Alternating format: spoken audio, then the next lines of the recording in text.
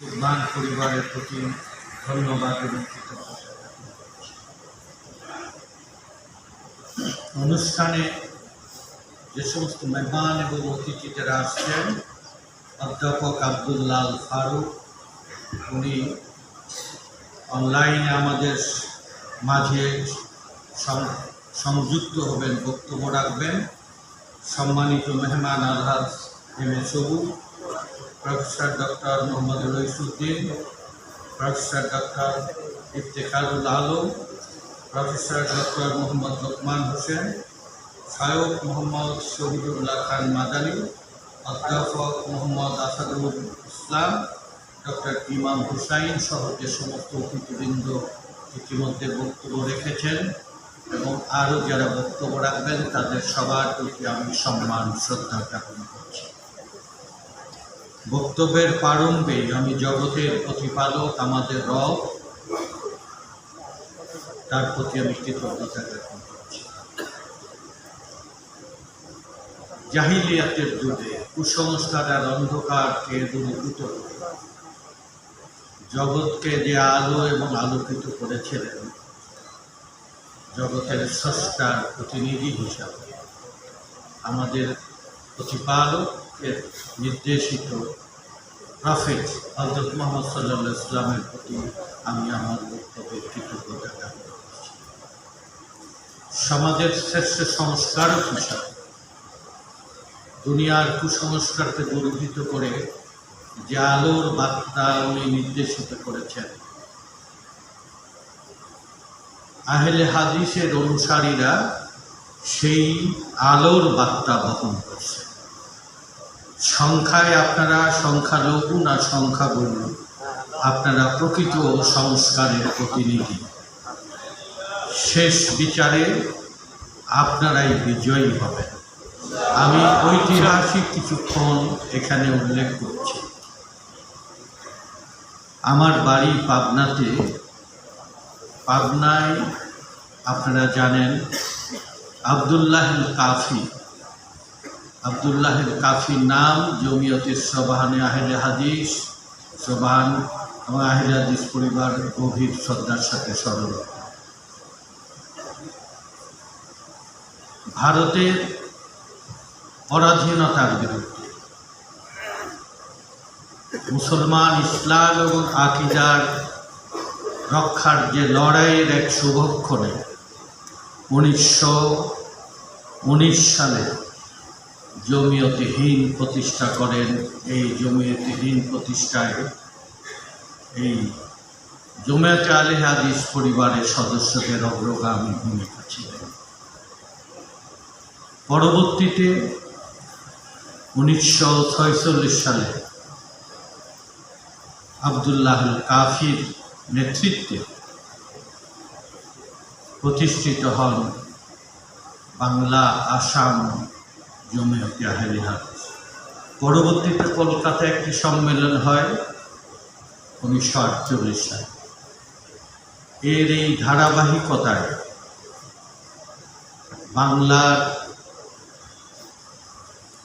মুসলমান সমাজের কাছে আলোর বার্তাবাহক হিসাবে জমিয়তে আহলে হাদিস দায়িত্ব পালন করছে।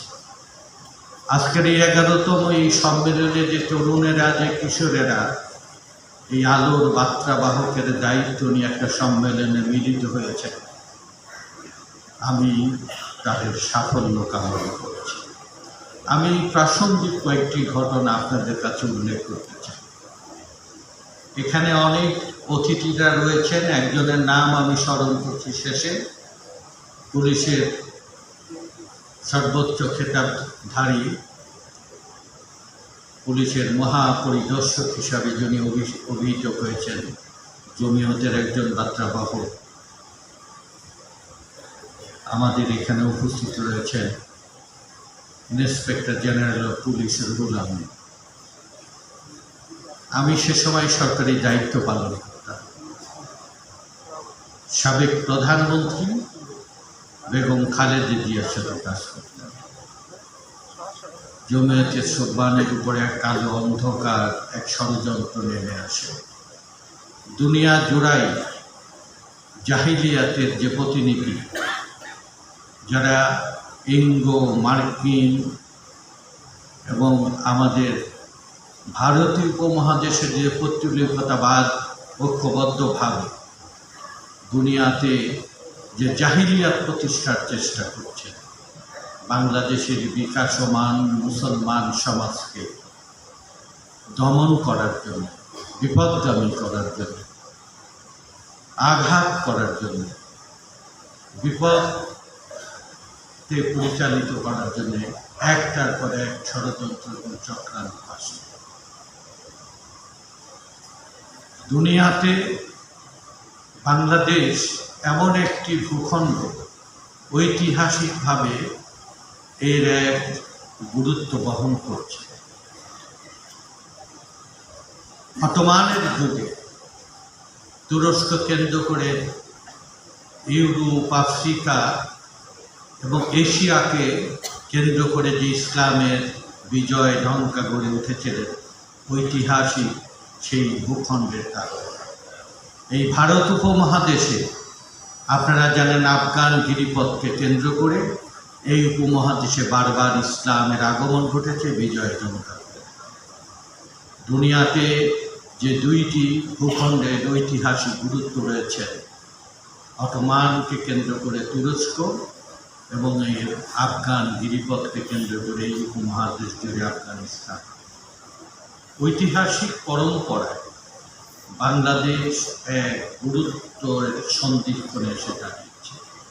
আমরা যে ভূখণ্ডে বসবাস করছি, এই ভূখণ্ডের গুরুত্ব আমরা অনুধাবন করার আগেই আমাদের শত্রুপক্ষ এটা জেনেছে। আর এই জানার কারণে আমাদের উপরে জানা অজানা ষড়যন্ত্র চক্রান্ত একটার পর একটা চলছে। এমনই একটা চক্রান্তের সময় 2004 সালে, যেটা ছোট্ট সংগঠন, বাংলাদেশের মধ্যে আলোচিত বা ক্ষমতার দ্বন্দ্বের মধ্যে যারা যায় না, সুবিধার প্রতিযোগিতার মধ্যে যায় না, যারা দিন নিয়ে, ইসলাম নিয়ে, প্রকৃত ঈমান এবং আকীদা নিয়ে যারা নির্মোহ বিশ্লেষণ করে এবং সত্য এবং সংস্কারের পক্ষে অবস্থান নেয়, সেই জমিয়তে আহলে হাদিস আর তার যুব সংগঠন সুবহান তারা দায়িত্ব পান। এই সংগঠনকে আঘাত করার কোনো বাস্তবসম্মত কারণ ছিল। আঘাতের কারণ ছিল তার বিশ্বাস, তার দৃঢ়তা, তার ঈমান। সেই রাষ্ট্রীয় চক্রান্ত যখন আসে, এই চক্রান্তের জাল ভেদ করে অসংখ্য আমাদের নিরপরাধ সহকর্মীরা সেদিন কারারুদ্ধ হয়। মাসের পর মাস, দিনের পর দিন তারা নির্যাতিত হয়, মিথ্যে জবানবন্দি দিতে তাদের বাধ্য করা হয়, তাদের নামে মিথ্যে অপপ্রচার খবরের কাগজে একটার পর একটা সিরিজ আকারে প্রকাশিত হয়। জগতের কাছে, বাংলাদেশের মুসলমানদের কাছে এবং আমাদের সমাজের কাছে আমাদেরকে একটি বিতর্কিত করে তোলা হয়। সে সময় আমার মুরব্বী যারা গিয়েছিলেন, ঘটনার পরম্পরা শুনে এই গভীর চক্রান্তের পিছনে আমার অনুসন্ধানে এসেছিল যে জায়নবাদীরা, যে পৌত্তলিকতাবাদীরা দুনিয়া জুড়া যে ষড়যন্ত্র করছে, বাংলাকে যে ষড়যন্ত্রের কেন্দ্রভূমি, লীলাভূমি করেছে, এর অংশ হিসাবেই জমিয়তে আহলে হাদিস এবং সুবহানের বিরুদ্ধে চক্রান্ত। আপনাদের বক্তব্যগুলো শুনে আমি তৎকালীন প্রধানমন্ত্রী, মাননীয় প্রধানমন্ত্রী দেশনেত্রী এবং খালেদা জিয়ার কাছে আপনাদের বক্তব্য তুলে ধরতে পেরেছে। আমি গভীর কৃতজ্ঞ এই মহিষী নেত্রীর প্রতি। সব কথাগুলো শুনে উনি তাৎক্ষণিকভাবে রাষ্ট্রের যারা যারা কর্ণধার নেতৃত্ব দায়ী তাদের সবাইকে ডাকলেন, তার সামনে উপস্থিত করলেন। আমাকে আমার বক্তব্য আমি যা ওনার কাছে বলেছিলাম সেই কথাগুলো উনি ব্যাখ্যা করতে বললেন। সাথে বললেন, এই চক্রান্ত এখনই থামানো হবে। এদের এই নিরপরাধ আলেম সমাজের বিরুদ্ধে যে অবিচার, যে অত্যাচার হয়েছে তা এখনই বন্ধ করা, তাদেরকে মুক্ত করা। পাবনায় আমার বাড়ি হবার কারণ সমাজের মধ্যে সবসময় শত্রুপক্ষ আমাদের মধ্যে যদি বিভেদ এনে দিতে পারে, অনর্থ এনে দিতে পারে, বিনা যুদ্ধে তারা জয়লাভ। আব্দুল্লাহ কাফির সুযোগ্য উত্তরাধিকার আমাদের শ্রদ্ধাভাজন প্রফেসর ডক্টর বারী, তাকে কেন্দ্র করে নেতৃত্বের বিভাজন শুরু হয়। সেটাও এই পাবনার মাটিকে ব্যবহার। আজকের যে গোলামিন সাহেব রয়েছেন আমাদের মুরব্বী, আর সব মুরব্বীরা ডেকে আমাদেরকে বললেন যে বাড়ি ছাড়ের বিরুদ্ধে যে ষড়যন্ত্র, সে ষড়যন্ত্র রুখতে হবে। আমরা সেই ষড়যন্ত্রকে পরাভূত করেছি। আমি আমার অঙ্গন যেখানেই হোক সরকারি দায়িত্ব পালন করেছি, সামাজিক কার্যক্রম করেছি। আহলে হাদিসের ডাক যখন এসেছে অন্তরের গভীর থেকে, তার প্রতি কৃতজ্ঞতা স্বরূপ আমি সাধ্যমতো তার পাশে দাঁড়িয়েছি। আপনারা আজকে দাওয়াত করেছেন, দাওয়াত না করেও যদি শ্রোতা হিসাবে আমাকে ডাকতেন, আমি অন্তরের ভালোবাসা থেকে, আনুগত্য থেকে আসতাম। এরপরেও আজকের এই সোবানের 11তম সম্মেলনে আমি সেই কিশোর তরুণ ভাই যারা আগামী দিনে প্রকৃত সংস্কারের নেতৃত্ব দেবেন, প্রকৃত অর্থে বাংলাদেশকে আপনারা নেতৃত্ব দেবেন, আমি আপনাদের সাথে সংহতি ঘোষণা করছি। কত বড় ইসলামী আন্দোলনের প্রতিনিধিত্বকারী দল, কত সংখ্যায় অধিষ্ঠ কত লক্ষ লোকের সমাবেশ যা করুক না কেন, আপনারা নীতিতে অটল থাকুন। আপনাদের প্রতিনিধিত্ব বাংলাদেশের রাষ্ট্রে সরকারে প্রতিষ্ঠা করার জন্য আমি আপনাদের একজন ভাই হিসাবে সাথে সার্বিক সাফল্য কামনা করে আপনাদের এই আদর্শের বিজয় যেন বাংলার জমিনে প্রতিষ্ঠিত হয়। আর আহলে হাদিস শুধু বাংলাদেশ নয়, জগতের বুকে আলো জ্বালাতে চায়। আপনাদের সেই আলো জ্বলুক। আপনাদের মদিনা বিশ্ববিদ্যালয়, আল আজহার বিশ্ববিদ্যালয়ে যেভাবে আপনাদের ছেলেরা খ্যাতি অর্জন করছে, সুনাম অর্জন করছে, আমি পাবনার প্রিন্সিপাল সাহেবের সাথে কথা বলে আমি এক ইচ্ছা প্রকাশ করেছি, বাংলাদেশের শ্রেষ্ঠ শিক্ষা প্রতিষ্ঠান যেন গড়ে ওঠে এবং আহলে হাদিস সমাজের যেখানে যেখানে যাদের অবস্থান রয়েছে সব জায়গায় যেন আলোর বিচ্ছুরণ ঘটে, বড় শিক্ষা প্রতিষ্ঠান গড়ে ওঠে।